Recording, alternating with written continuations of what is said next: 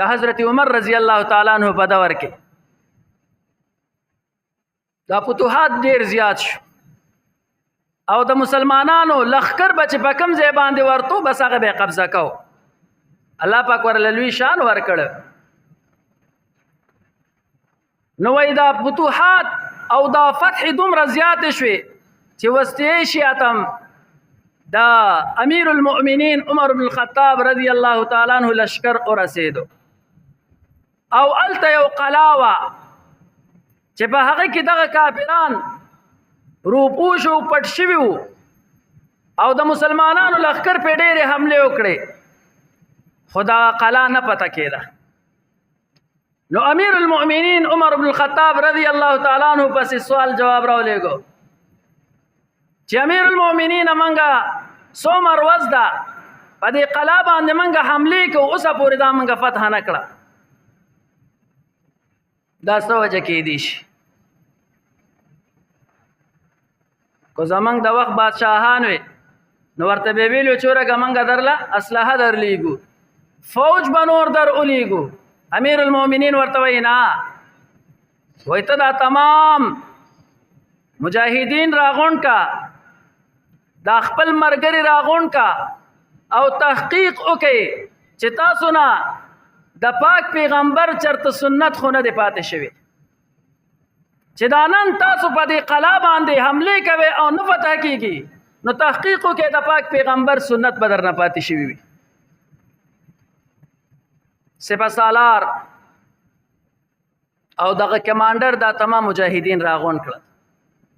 او تمام ته دا بیان وکړو چې د امیر المؤمنین عمر بن الخطاب رضی الله تعالی عنہ د طرفنا دا پیغام راغلی دی چې تاسو وګورئ چرته سنت خو هم نه پرېښو دی تمام غیر چاپیر عمل او نظر وکړو خو څه په نظر رانغلل اخره کې دې ته ورسېدل چې هلکه د سفر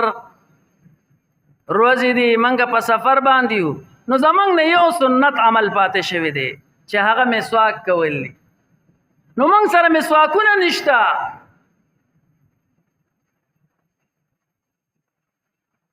کمانډر سپهسالار حکم وکړ ویلاړ شي ځنګل ته او مسواکونه جوړ نو وای دا تمام مجاهدین لاړل په ځنګل کې لګیا دي